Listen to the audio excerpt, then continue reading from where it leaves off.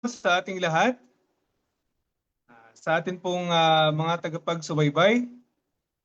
Welcome po sa ating ika-4 na episode ng Healthful Living Program. At sa hapon pong ito, ang atin pong pag-uusapan ay may pamagat na body chemical reaction that causes many diseases. Yan. So, sa Tagalog po, mga chemical na reaksyon sa loob ng katawan na nagdudulot ng maraming sakit. Yan. So, mga kababayan, mga kaibigan, minsan ba nagtataka kayo kung saan nagmumula ang sakit? Kung paano nag-uumpisa ang sakit? Ano? Maraming tao nagsasabi na ito ay dahil sa malamig na hangin, no? Lalo na yung mga nasa probinsyang lugar na minsan sinasabi nalamigan, kaya sumakit ang likod, sumakit ang ulo, ayan. Dahil bukas ang bintana o kaya natutukan ng electric fan, kaya daw pagkagising ay masakit. So, sinasabi ng marami is lamig. Maraming lamig sa katawan. Ano? So, yun po yung madalas nating naririnig. Yung iba naman iniisip nila na ito ay dahil sa bakterya, ano? And viruses o anumang mga mikrobyo na nakapasok sa ating sistema. Ano? Minsan na i-inhale natin, no? O kaya nakapasok sa bibig natin and minsan sa mga open wound, ano? So, at yung iba namang paniniwala, kaya tayo daw nagkakasakit ay dahil humihina o mahina ang ating immune system. So, weak immune system nga ba ang pinakaugat o root cause ng ating pagkakasakit? O meron pang ibang mas naunang dahilan kaysa rito? Okay. So, sa hapong ito, atin pong alamin ang mga katanungang ito at ang iba pang mga related topics. Kaya umpisahan na po natin ang ating discussion. Okay. So, unang tanong, Doc Ed, ito po yung tanong. Sa science, mayroon po tinatawag na germ theory ng dahilan ng pagkakasakit natin ay dahil sa mga nakapasok na mikrobyo or pathogens. Ayan, and germs. So, ano po ang masasabi mo dito, Doc? Okay, so thank you. Ang germ theory sa medical, yun na talaga ang pinaninindigan nila kung bakit tayo nagkakasakit. Oo. So kapag may mga mikrobyo o germs na nakapasok, pathogens, bacteria, virus man yan, nakapasok sa katawan, yun daw yung nagkukos ng sakit. Pero para sa akin, base sa pag-aaral at sa mga ebidensya, sa research, ang half-truth lang siya. Bakit? Kasi kung tingnan nyo yung mga bata na palabo, yung mga street children, yung mga basurero, o yung mga taong grasa, sangkater ba yung kanilang mikrobyo? Yung mga hindi naliligo, di ba? Pero bakit di naman sila nagkakasakit? Di ba? Kung totoo na ang exposure natin sa mga bakterya, mikrobyo ay nagkukos ng sakit, eh bakit yung mga may mga taong grasa nga, yung mga basurero, sila nga yung exposed tuloy ng maraming beses o yung mga nasa squatter, di ba? Marami or madalas silang exposed sa mga basura pero bakit tila hindi sila masyadong sakitin, di ba? Mas matindi pa nga yung sakit ng mga marami ang kinakain talaga yung overeating, di ba? So, every day na-expose talaga tayo sa kahit anong mikrobyo. Nasa hangin na yan eh. Hindi na tayo makakaalis dyan eh. Reality talaga, simula nung nahulog ang tao sa kasalanan, lahat ng hangin, tubig, lupa, meron ng mga decomposers, may mga bakterya na. Kahit dito nga sa loob ng tiyan natin, sa bituka, nilagyan na ng Panginoon ng mga decomposers, di ba? So, hindi ko pwedeng sabihin or para sa akin, hindi ko ah, pinaniniwalaan na yun talaga yung pinagmumulan ng lahat ng sakit. Okay. So, ayan po, no? Kaya nga po ako din nagtataka kasi halos lahat ng mga nasa kalye, no, natutulog sa bangketa, Mm. yung kinakain nila basura, Mm. iba. Kung isip-isipin mo kung talagang ano, no? Kung talagang yung pong germs or mikrobyo ah, nasa paligid, no? At sa mga kinakain nga na marurumi, ay totoo nga po, no? Na sila yung unang-unang sasagap. Okay? So, ganun pa man, ah, siguro sinasabi na nga ng marami na immune na po sila daw. Na immune, no? Yung mga kataga na yan, no? Okay, so yun po yung realidad, no? Julian, Yes oo, pa. lang. So, oo, tama yun, yung immunity. Oo. Actually kasi ang immune system natin, 75 or 70 to 80% ng immune system talaga nasa ating bituka. Nandyan kasi yung gut microbiome. Mamaya i-discuss natin yan. Kaya nga, sinasabi ko na ang katotohanan talaga, hindi naman galing sa labas na mikrobyo tapos pumasok sa katawan kaya tayo nagkasakit. But rather, disease emerges from within going out. Galing yan sa loob papalabas. Kasi kapag mahina yung immune system mo, tapos mga mali yung kinakain mo, mamaya i-discuss natin yan ng detalyado, bakit tayo nagkakasakit? Ano ba yung number one body chemical reaction, bakit tayo nagkakasakit? O ano yung mga itong chemical reaction na nagkukos ng many diseases. So, tandaan natin itong katawan natin, mayroong mga bakterya sa loob din. Oo, sa labas mayroong bakterya, sa loob mayroong bakterya. So, hindi ibig sabihin na ah, nagkasakit ka dahil nakakuha ka ng bakterya galing sa labas kaya pumasok sa loob. No, hindi yun ganun. Lahat tayo exposed dyan. Pero it depends upon our immune system kung gaano kalakas ang resistensya, yun, doon tayo magkakasakit or magiging healthy. Oo. So, Ayun. yun ang dapat nating maintindihan. Yan. Okay. Ayan, no? So at least na ano na naliwanagan na tayo, no? So, ano nga po ba ang dalawang bagay na nasa gastrointestinal tract na tumutulong mapanatiling healthy ang ating katawan? O ano naman ang dalawang bagay na nagkukos ng indigestion? Okay. Sige. So, gagamit na tayo ng board. Oo. So, pakitaas nga ng camera. Gamit tayo ng board. So, dito makikita natin sa likuran ko, nakikita ba? Okay po. Dito nakikita ba 'to? Dito. Left na konti. Tingnan natin Ayan, kita naman. Pero pwede bang i-adjust pa na ito? Or ilayo-layo natin para lahat makita. Sige, i-atras mo. Yung papunta dito yung harap.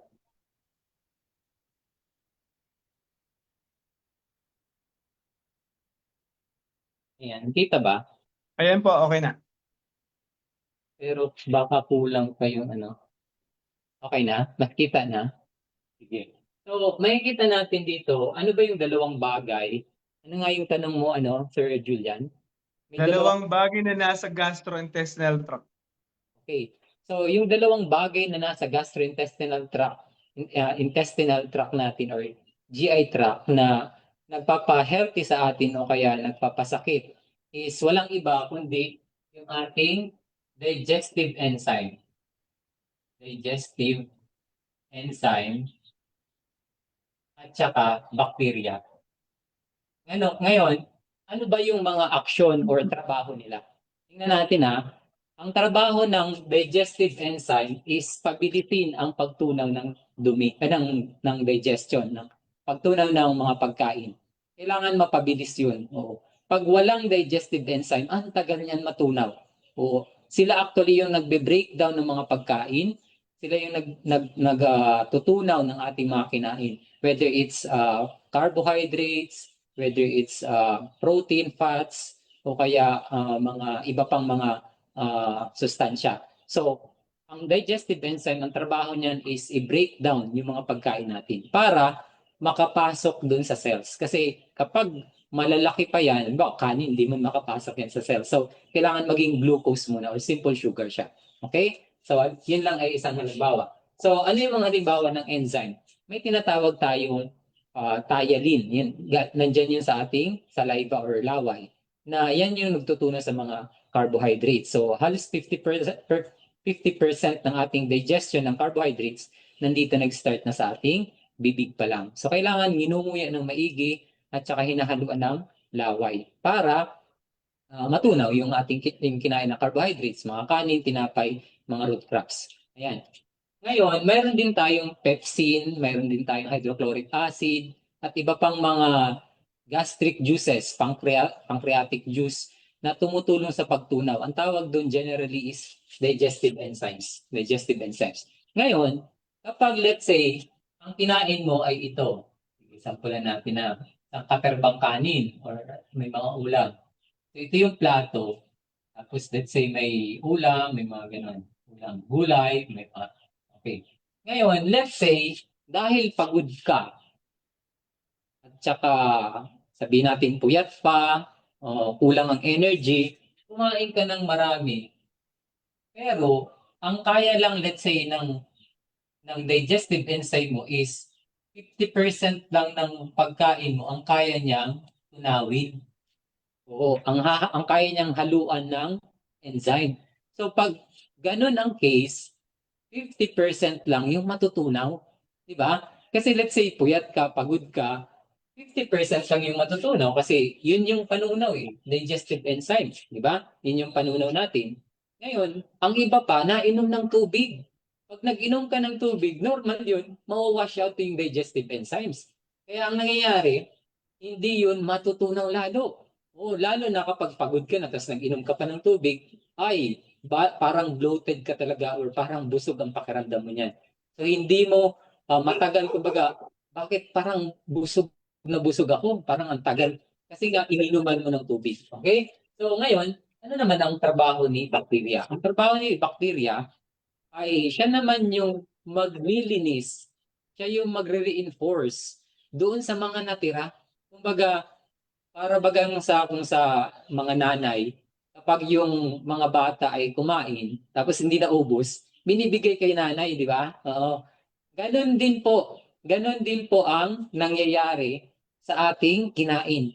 Pag yung mga natirang pagkain hindi na balutan, hindi na mix doon sa digestive enzymes, ang nangyayari doon ay uh, pupuntahan siya ng bakterya. Ang mga bakterya na yung magte-take charge para i-break down. Oo, i-break down nila. At doon papasok yung number one chemical reaction na tinatawag na fermentation. Oo, fermentation. So, may tinatawag tayong fermentation. Ito yung fermentation.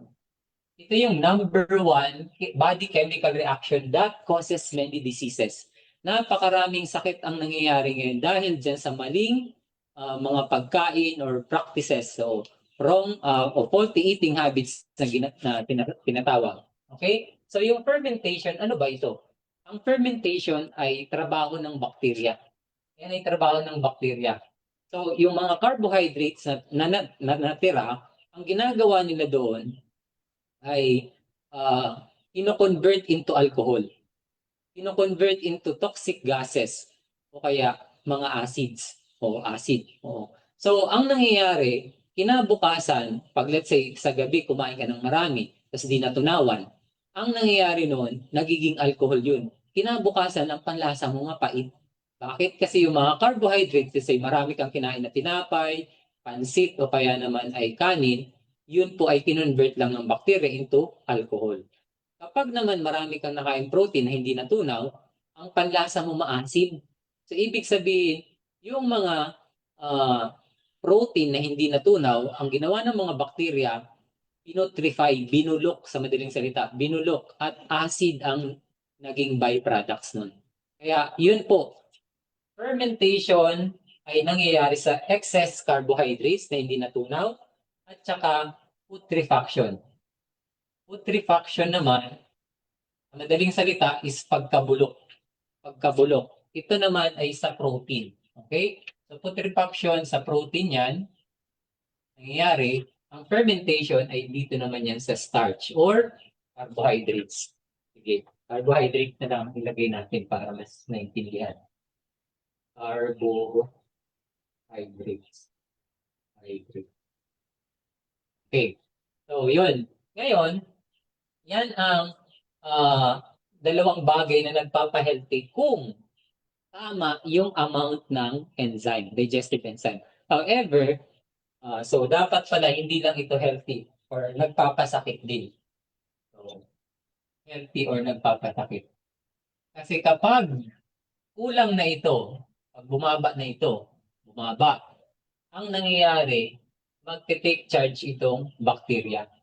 Sila ang gagawa para i-ferment at i-putrefy ang mga natirang pagkain doon sa tiyan o kaya sa bituka. Okay? So yan, balik sa iyo, Sir Julian. Ayan. So, yun po pala, no? Ang fermentation and putrefaction, no? Yan po yung number one na chemical reaction na nagdudulot ng maraming sakit, no? Kung titingnan natin, yung fermentation na yan. So ngayon po, kapag paulit-ulit kaya, Dok, ang nangyayari nito, sa isang tao, ano naman ang kahinatnan niya? Kahinat niya ng kahantungan, kumbaga. So, by the way, kapag hindi nga natunawan, kasi nga kulang ng enzyme, ang magte-take charge para linisin yung mga natira doon sa tiyan, sa gas, sa GI tract, bacteria magte-take charge doon. Ngayon, ang nangyayari is ang dalawang, by the way, idagdag ko lang, ang dalawang common reason bakit tayo nagkakaroon ng indigestion o hindi natutunawan, sulat ko lang dito, dalawang bagay bakit tayo nagkakaroon ng indigestion is number one is enervation. Enervation or kakulangan ng enerhiya. Last time, diniscuss ko yung vitality, di ba? Vitality. Diniscuss natin yung vitality nung nakaraan. Ang vitality, ito yung brain nerve power. So yung lakas ng ating brain, siya yung tumutulong sa pagtunaw, sa pag-eliminate ng dumi, sa reproduction, sa pag-heal, sa pagre-repair, sa metabolism, at iba pang bagay. Ngayon, kahit sa pagtunaw ng pagkain, kailangan yung brain nerve energy or vitality. Ngayon, kapag kulang ka ng enerhiya kasi nga puyat, o kaya pagod na, tapos kumain pa sa gabi, late na, pagod na, hindi yun matutunaw. Kaya magte-take charge ng bacteria. At ang gagawin na body chemical reaction is fermentation.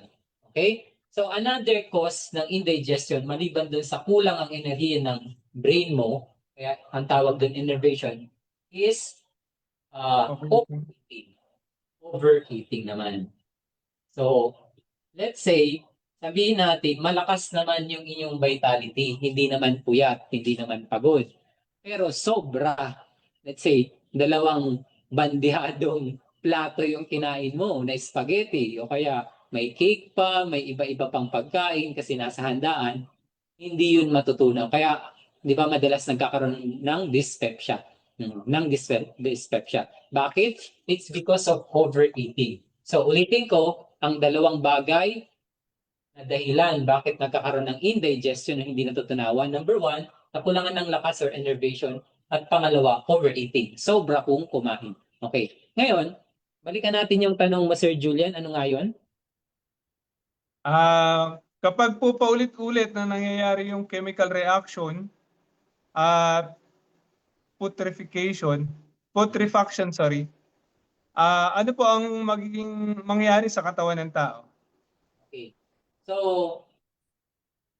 itong fermentation at putrefaction, mayroon itong byproducts, di ba? Ang byproducts yan tatlo, alcohol, acid, mga acid at saka toxic gases. Gases. Toxic gases. Toxic gases. Kaya minsan kabag or may bloated o kaya naman utot ng utot o may hangin, may gas pain, sumasakit yung tiyan. Tapos pag naiutot, nawawala yung sakit, di ba? So, dahil yan dito sa byproducts, tatlong byproducts ng fermentation at saka putrefaction. So, mayroong alcohol, acid, toxic gases. Lahat actually yan, lason. Okay. So, ang tanong ni Sir Julian, kapag paulit-ulit na nangyayari ang fermentation, putrefaction dahil nga hindi naman kulang yung enzyme o kaya naman ay pagod, puyat, ano ang mangyayari? Pag paulit-ulit po yan, na marami ka ng alcohol, acid, toxic gases sa katawan mo, doon po magkakaroon ng sore throat. Oo. Magkakaroon ka ng sipon. Magkakaroon ka ng ubo. Pwedeng lagnatin. Oo.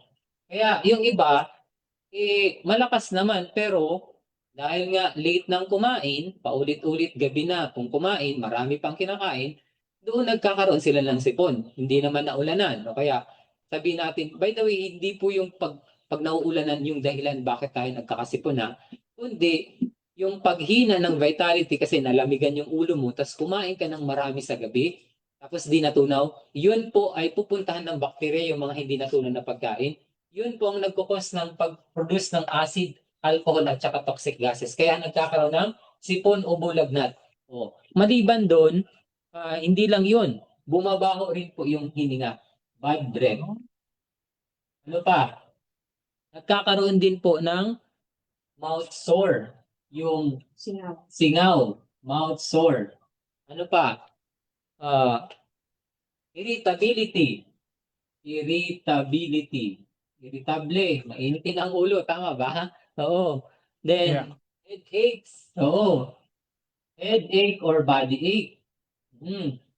Kapag siyempre, late ka nang kumain, pagod din, tapos kumain ng sangkaterbang pagkain, dahil nga ganado kasi gabi na, kaso lang, siyempre, pagod na, hindi yun matutunaw kaya kinabukasan, may body ache. Masakit ang katawan. Di ba? Masakit ang katawan. Another thing is nutritional or vitamin deficiency. Vitamin or nutritional deficiency. Gaya niya, nagkukulang yung ah, vitamin C. Anong palatandaan? Nadugo yung gums. Oo, nadugo. Ibig sabihin, kumukulang na yung vitamin C. Isa yun sa mga dahilan kung bakit minsan sinisipon. Yan, kakulangan din ng vitamin C. Mahina na yung immune system. Pag paulit-ulit, sa una, hindi naman yan agad-agad. Pag malakas pa yung katawan mo, hindi agad-agad magkakaroon ng sipon, lagnat, ubo. Hindi. Pero kapag paulit-ulit na, late na yung kumain, marami pa hindi natutunaw, pupunta ng bakterya, ipi-ferment nila, ipuputrefy nila yung mga protina, ang mangyayari, ito na nga. Ito na nga. Ngayon, isama na rin natin dito yung weakness. Ang hihina or sa madaling salita, yung fatigue.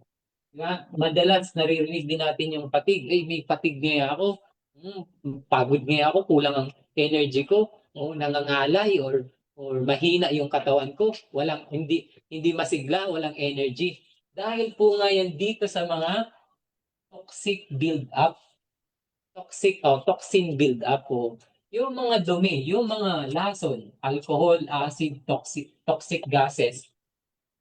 Lason talaga yan. Dumi talaga yan. So, hindi kailangan yan ng katawan. Ngayon, ang resulta talaga niyan, sakit. Oo, sakit.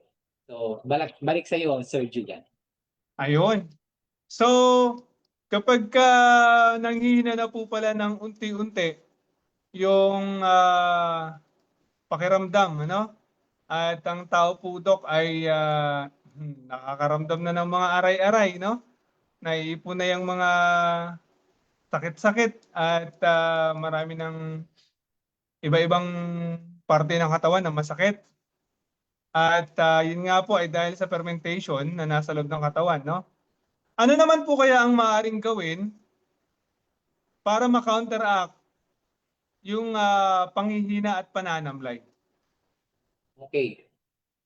So, yung mga tao, madalas, dahil nga may weakness, may fatigue, walang sigla, matamlay, masakit pa yung ulo, masakit ang katawan, alam nyo, ang ginagawang solusyon nila, hindi naman talaga solusyon. Pero ito yung ginagawa. Ano yung madalas na ginagawa nila? Ang ginagawa nila, umiinom sila ng mga or kumakain sila ng mga stimulants. So, stimulants. Ano ba yung stimulants? Pampasigla, pampagising. Ano ba yung mga halimbawa ng pampagising? Nandiyan na po yung kape. O yung mga caffeinated. Hot choco. O, ano pa? Energy drink. Energy drink. Sigarilyo, cigarette. Ano pa?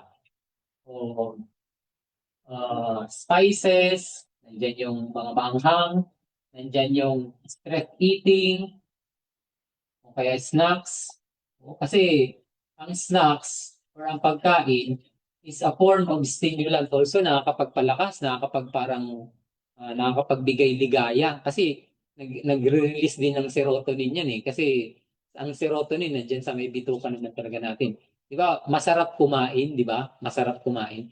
So, pero these are all stimulants na may effect din later on. Oo. May effect din po later on. So, ito yung panapat ng mga tao, kadalasan, kabataan man yan, may edad man, ang kadalasan na ginagawa nila, sa buong mundo yan ha, minsan naninigarilyo, lalo na yung mga call center agent, mga puyatan, magkakape, maninigarilyo, mag-energy drink, yung mga driver, energy drink naman ang iniinom, di ba? So, yung iba naman, kakain ng mga maanghang na mani, o kaya naman yung soda, isama na natin yung soda. Yung mga soft drinks, kasi masarap-sarap, parang nagurit dito sa lalamunan, di ba? So, yan yung mga technique or strategy ng mga taong nanghihina or may mga masakit na katawan, masakit na ulo. Pero hindi po yan ang solusyon. Sige, back to you, Sir Julian. Ayun. So yun nga po, no, nagkakaroon ng misconception ng marami na para hindi daw mapagod ay iinom ng mga uh, tawag dito, yung mga drinks, ano po, yung Stimulants. mga cobra na yan. Okay. So, Dok, hindi po, di ba hindi maganda ang mga stimulants? Hindi pa nga nila nasosolve yung after effect ng fermentation tapos nagtitake pa sila ulit ng stimulants. Ano na po kaya ang mangyayari sa kanila kapag ka ganun ang setup ng kanilang buhay? Ganun. Okay. So, kapag paulit-ulit na ginagawa nila ito, yung pagod na nga, tapos kulang pa yung digestive enzyme kasi wala kang kinakain ng mga salad. Like, ang mga mayaman by the way sa mga enzyme, yung mga salad, pipino, carrots, yung lettuce, o pinya, o yung mga makatas, o mga kamatis, kalamansi, yan. Maganda po yan. Yung green papaya, may papin din po yan. Kailangan din tayo mag-take ng mga juices. So, yung mga carrots juice, yung mga pipino, celery, kasi nakakatulong yan sa pag-boost ng enzyme production. So, ngayon, hindi pa nga tapos, hindi naman talaga natanggal ito kasi ang nangyari nga, ininuman pa nga nila tuloy ng stimulants, ang pagising, mga kape, para lang ma-counteract yung panghihina. So ano naman ang mangyayari tuloy? Ito po ang mangyayari. Sige, diretso natin dito. So kapag patuloy pa rin yung paggawa or pag-inom o paggawa ng mga maling practices, ang nangyayari po niyan, darating hahantong na po yan sa chronic diseases. Chronic diseases. Pag sinabing chronic diseases, yan na yung mga malalalang sakit. Ano ba yung mga halimbawa ng chronic diseases? Nandyan po yung gallstone. Nandyan po yung hypertension or pagtaas ng presyon, hypertension. Nandyan po yung heart disease. Siyempre, pag pagod na yung puso mo, sa kakakape, talagang mahirapan yung heart mo. Nandyan yung stroke, nandyan yung diabetes, yung lung disease sa paninigarilyo. Siyempre, yung CKD or kidney disease, kidney disease. At siyempre yung nakakatakot na sakit din, na cancer. So, Cancer. yan yung mga nangyayari kapag paulit-ulit na ginagawa pa rin yung mga maling habits. So, kaya dapat maintindihan natin itong number one body chemical reaction na nagkukos ng maraming sakit. Nangyayari po yan kapag kulang ang enzyme.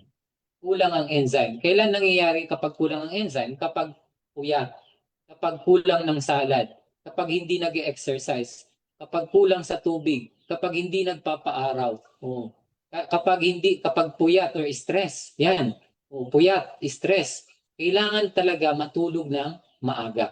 Matulog ng maaga. At saka kumain ng mga masustansyang pagkain, especially plant-based diet, plant-based food, yung rainbow colors. Ibig sabihin, wag lang, halimbawa, munggo yung kinain mo sa umaga, pagkatanghali munggo na naman, o pagkagabi munggo na naman, isang klase lang. Hindi, dapat iba-iba. Kung may green ka kanina, may orange, may yellow, dapat iba naman mamaya. Rainbow colors at saka rotation diet. Ibig sabihin, iba-iba ang dapat kakainin para iba-iba yung sustansyang ma-absorb. Yan, para maiwasan natin yung humina yung production ng digestive enzymes. Kasi kapag kulang ang digestive enzymes, ang nangyayari ay pupuntahan siya ng bakterya. Yung mga bakterya, sila yung magbubulok, sila yung mag-breakdown, pero mag-iiwan ng mga alcohol, acid, toxic gases. Kaya utot ng utot, hindi makatulog sa gabi, paikot-ikot lang, kasi nga hindi naman natutunawan. Kinabukasan, mabaho pa yung hininga. Diba? So yan po ang effect. And sa pagtagal-tagal, dekada po yan ha, dekada natatambak yan or napuform.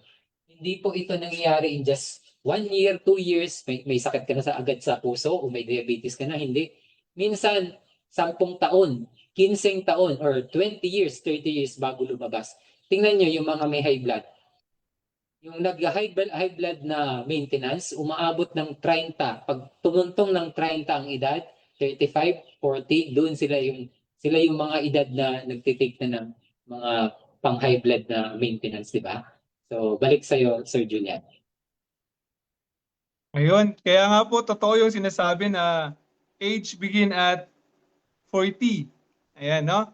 Kasi nga po, na-accumulate lahat ng mga maling gawain ng bata pa, no? Lahat-lahat ng mga mali, no? Yung pagpupuyat na nabanggit na natin, yung overeating at mga bisyo, no? Lahat ng mga stimulant na tinitake natin, hindi naman nga po magmanifest ng sakit overnight lang, ano? So, naiipon siya, naiipon. And nakakalungkot dito, lahat po ng mga sakit natong mabibigat, mahal. Yes. Ano po, Dok? Mahal. Mahal siya, no? Bukod sa mahal, maghihirap ka pa ng matagal. Yes. Ano? Maghihirap yung katawan mo at the same time, talagang buong pamilya madadamay kapag ka mayroon kang mabigat na sakit, no? Kasi hindi ka naman matitiis ng mga kamag-anak mo na maghirap na hindi ka ipapagamot. And yung gamot, hindi naman talaga nagagaling. Ano? Kasi gagawin ng doktor niyan, bubugbugin ka sa maintenance. Ano? Ayan, nakikita po natin yan. So, napakaganda, no? Sana nga marami pong makapanood ng episode na to kasi napaka mahalaga na topic ito pala, no? So, Doc, pwede po bang i-summary sa amin yung kabuuan ng ating po pinag-usapan sa hapong ito? Okay, sige. So, ang title po ng ating diniscuss ngayong hapon is number one body chemical reaction that causes many diseases. Ano yung numero unong nangyayari sa katawan, reaction sa katawan na nagdudulot ng maraming sakit? Walang iba po ang tawag dun sa bodily reaction is fermentation. Isama na po natin dyan yung putrefaction. So, sa madaling salita, ang tawag sa fermentation kung tatagalugin natin at saka putrefaction, yan po ay pagkabulok, pagburo. Di ba nagbuburo tayo ng ano ba yung tawag din sa papaya na binuburo? Parang atsara. Oo, binuburo yun. Ibig sabihin, nagiging maasim yun, di ba?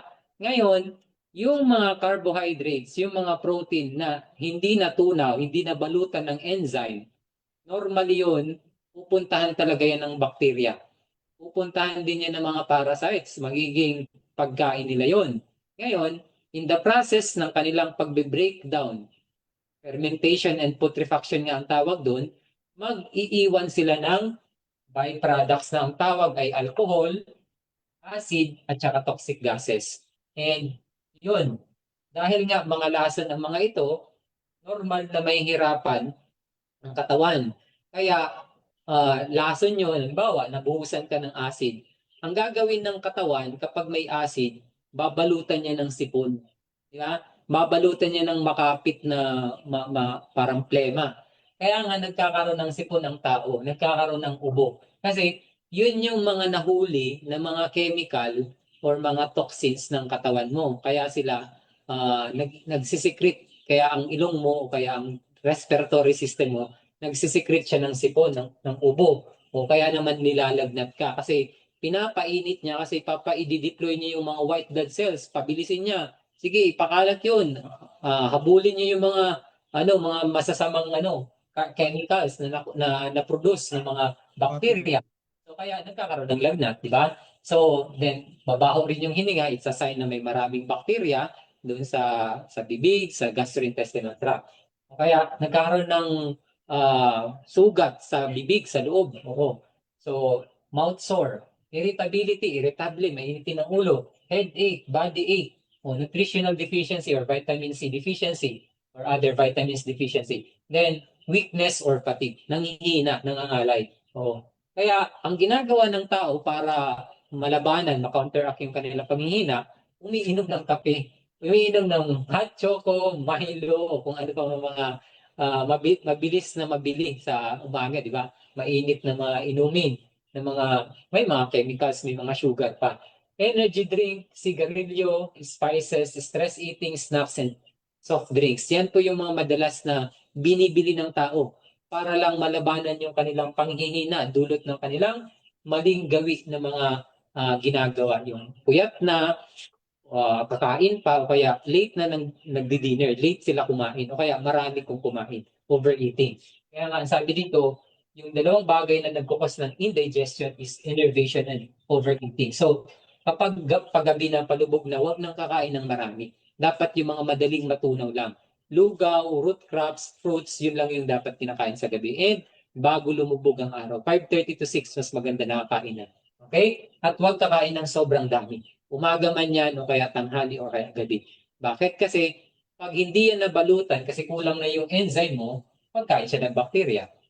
Gagawin ng bacteria, i-ferment, ipuputrefy.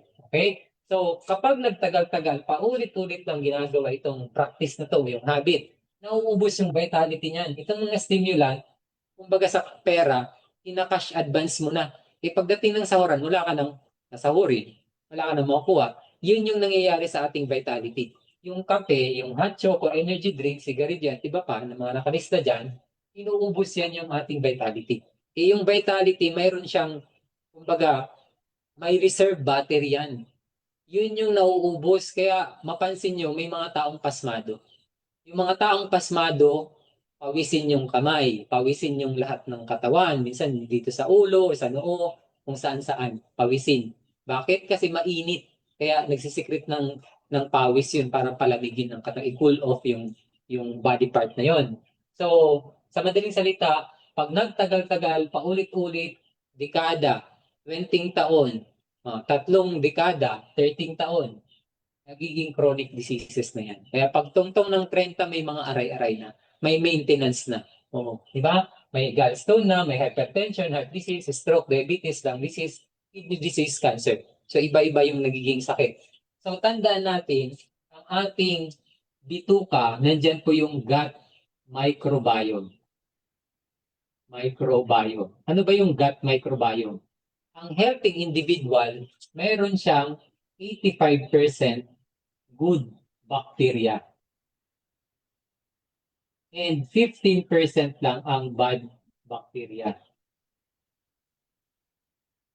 Ngayon, kapag paulit-ulit tayong kumakain ng overeating or sobra labis, tapos pagod na, late na, ang nangyayari sa bad bacteria dumadami. Dumadami yan. Bakit? Kasi nga may pagkain sila. Yung mga hindi natunaw, yun, ito. pagkain nila yun. Kakainin nila yun. Ang bad bacteria, dadami yung bad bacteria. Tataas yung porsyento nila. Matatalo si good bacteria. So, kapag healthy, accurate ang balance niyan. 85% ang good, 15% ang bad. Pag healthy ang individual na yan, ang immune system natin, healthy din.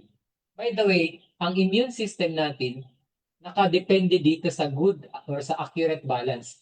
70% to 80% ng immune system natin, immune system, nakadepende po yan dito sa accurate balance ng good and bad bacteria.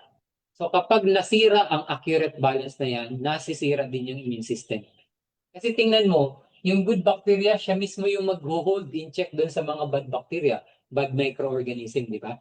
So kapag kunti lang, healthy ang tao, masaya.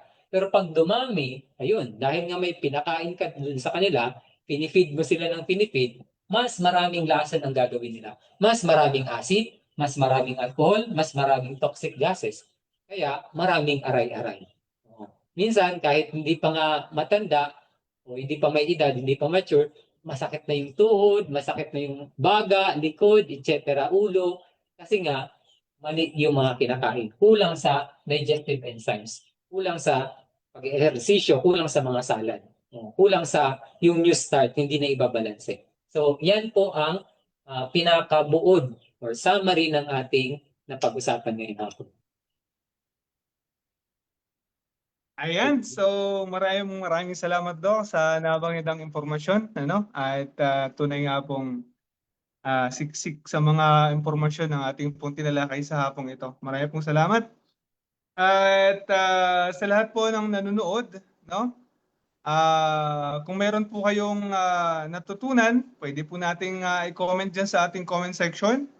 At kung kayo naman po ay may mga katanungan, ay pwede po kayong magtanong, no? Mag-iwan po kayo ng question dyan po sa ating comment section. And by the way, sa susunod po ng Martes ay magbabalik po ang ating programa at atin po namang pag-uusapan ay 5 faulty eating habits and their harmful effects.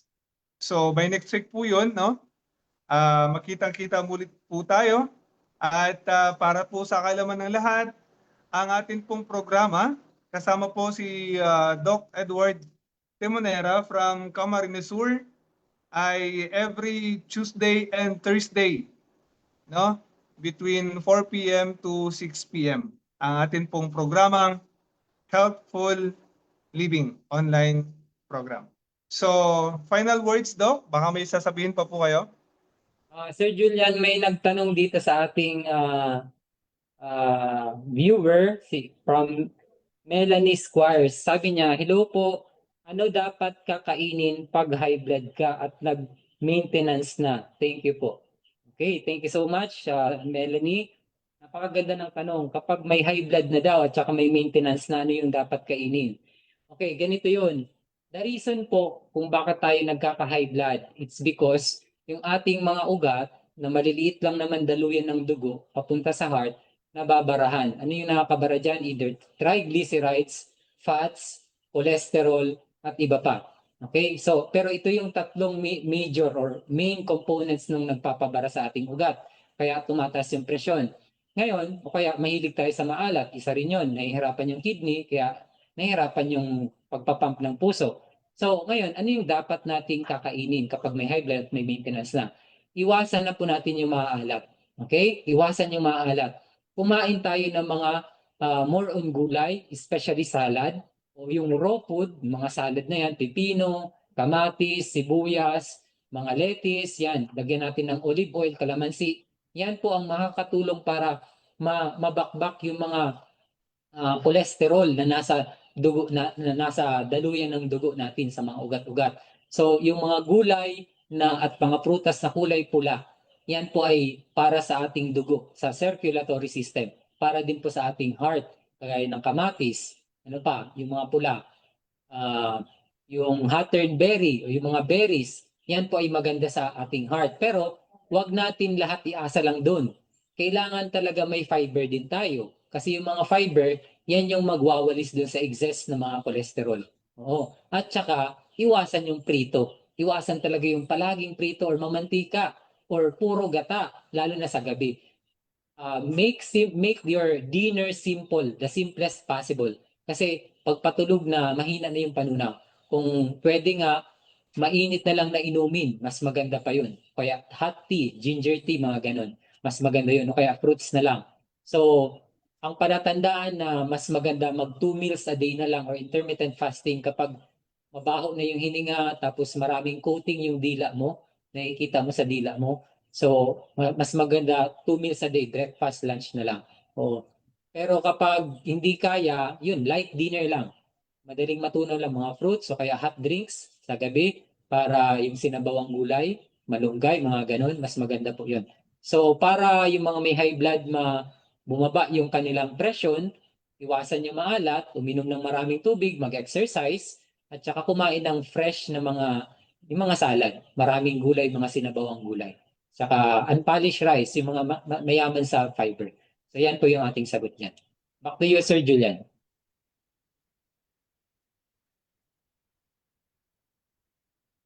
Ayan, marami po salamat sa ating mga viewers na nagtanong. At para po sa ating pagtatapos, pakinggan po natin ang final words na sasabihin po ni Doc Ed. So sa panghuling mensahe ko na iiwan sa inyo, ang matatagpuan sa 1 Corinthians 10:31, ang sabi po doon ay, whether therefore you eat or drink or whatsoever you do all to the glory of God. Kahit kumakain ka man, umiinom o anuman ang iyong ginagawa, isipin natin kung ito ba ay makakaluwalhati sa ating Panginoon. So yan po yung ating maiiwan ngayon na mensahe. Sana ay mag-iwan or matatak sa ating isipan na lahat ng ginagawa natin may konsekwensyan. Kaya nga, ang lagi kong iniiwan na mensahe din sa mga nakataga sa aking mga viewers, ang pagiging healthy po, hindi po yan by chance. It's a choice. So, maraming salamat po. Ayan, marami pong salamat sa ating lahat. Marami pong salamat sa inyong panonood at pakikinig sa amin. Hanggang sa muli po. At ito po ang inyong lingkod, Sir Julian Gan, nag-iiwan ng isang paalala. Piliin po natin lagi ang maging malusog. Marami pong salamat.